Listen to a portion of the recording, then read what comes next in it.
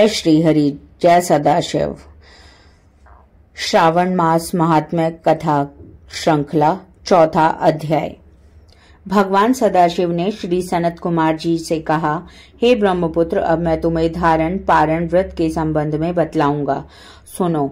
पूर्व प्रतिपदा तिथि को पुण्य वाचन करवाने के पश्चात मेरे लिए व्रत करना चाहिए। एक दिन धारण तथा दूसरे दिन पारण करना चाहिए।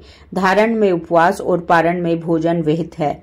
व्रत करने वाले को मास की समाप्ति पर उद्यापन करना चाहिए। प्रथम श्रावण मास की समाप्ति में कीर्तन पुण्य या वाचन कराकर हे वत्स आचार्य और ब्राह्मणों को वरण करना चाहिए। भगवान सदाशिव तथा भगवती पार्वती की सोने की प्रतिमा घट के ऊपर स्थापित करनी चाहिए और रात भर भक्ति द्वारा अर्चन करना चाहिए। रात को शिव महापुराण का श्रवण कीर्तन आदि करते हुए जागरण करना चाहिए। प्रातःकाल हवन करना चाहिए। ओम त्र्यंबकम यजामहे इस मंत्र से तिलों और चावलों की आहुति देनी चाहिए। षडक्षर ओम नमः शिवाय मंत्र से खीर की आहुति देनी चाहिए। फिर पूर्णाहुति देकर शेष कार्य समाप्त करना चाहिए।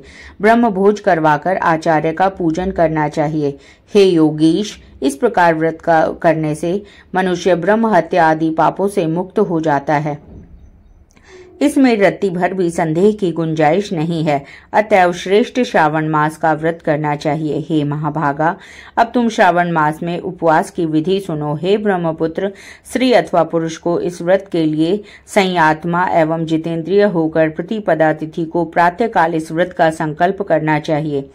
अमावस्या के दिन लोकोपकारी वृषभ ध्वज भगवान शंकर का 16 उपचार से पूजन करना चाहिए। ब्राह्मणों का वस्त्र अलंकार आदि द्वारा पूजन करना चाहिए। यथाशक्ति भोजन करवाकर प्रणाम कर विसर्जन करना चाहिए। इस प्रकार मास उपवास का व्रत मुझे प्रीतिदायक एवं लाख संख्या वाली रुद्रवर्ती विधि से करना चाहिए। हे महाभाग, ध्यान पूर्वक सुनो।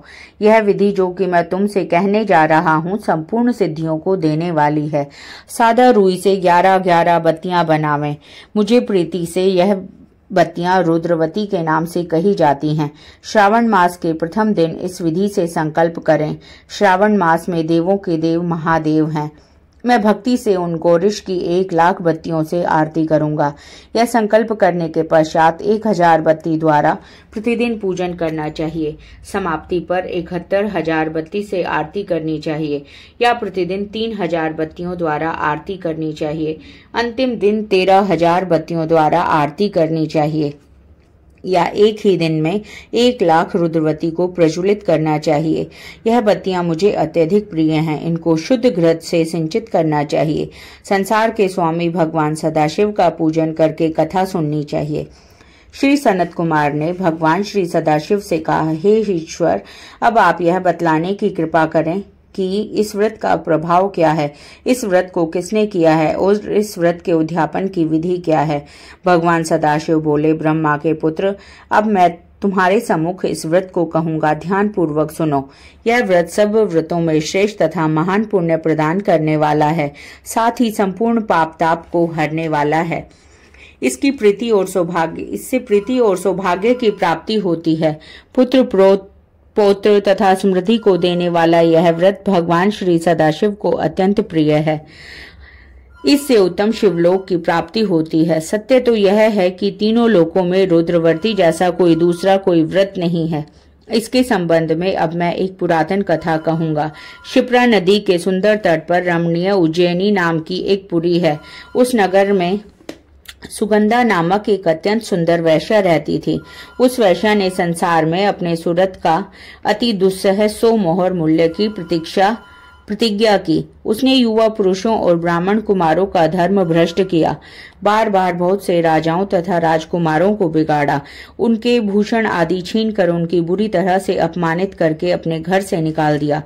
इस प्रकार उसने बहुत से प्राणियों को बुरी तरह से लूटा और लूटने के बाद उनको घर से निकाल दिया। अब वह बेचारे शर्म के मारे किसी को अपना मुंह तक न दिखा सकते थे। इसके नाम के अनुसार उसके शरीर की सुगंध 1 कोस तक जाती थी। उसके रूप की चारों ओर चर्चा थी। गायन विद्या से संबंधित वह 6 राग तथा 36 रागनियों में पूर्णतः दक्ष थी। नृत्य वह रंभा आदि देवांगनाओं को भी से भी अच्छा जानती थी। चाल का क्या हाल था कि हस्ती और हंस को भी मात देती थी। ब्रह्मपुत्र एक दिन वह वेश्या शिप्रा नदी के तट पर गई और उसने कई ब्राह्मणों को भजन, जप, ध्यान, शिवार्चन और विष्णु अर्चन में लीन देखा। हे योगीश, ब्राह्मण मंडल के मध्य में उसने महर्षि वशिष्ठ को ध्यान में संलग्न देखा। केवल उनके दर्शन से उसकी बुद्धि परिवर्तित हो गई। जीवन तथा विषयों से मन हट गया। उसने महर्षि को बारंबार प्रणाम करके अपने पाप कर्मों के नाश का उपाय पूछा। हे विपेंद्र, आप मुझे उन पापों के नाश का उपाय बतलाइए। भगवान सदाशिव ने श्री सनत कुमारी से कहा।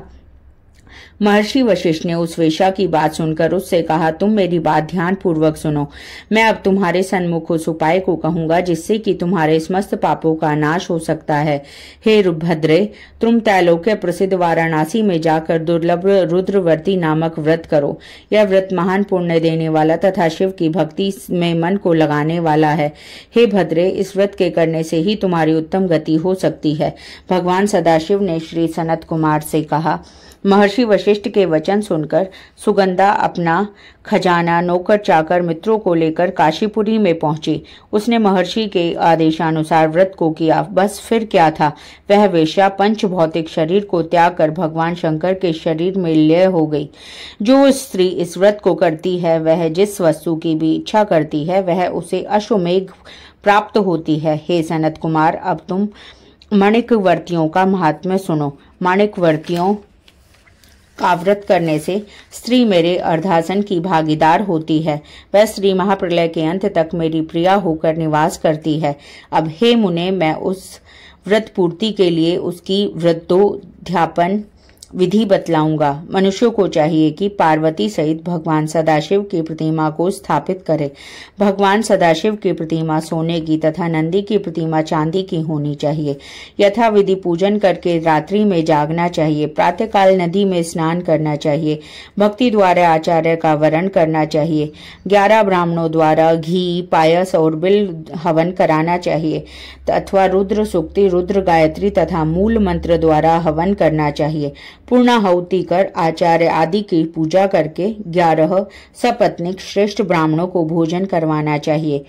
इस प्रकार जो भी स्त्री व्रत करती है वह संपूर्ण पापों से मुक्त हो जाती है।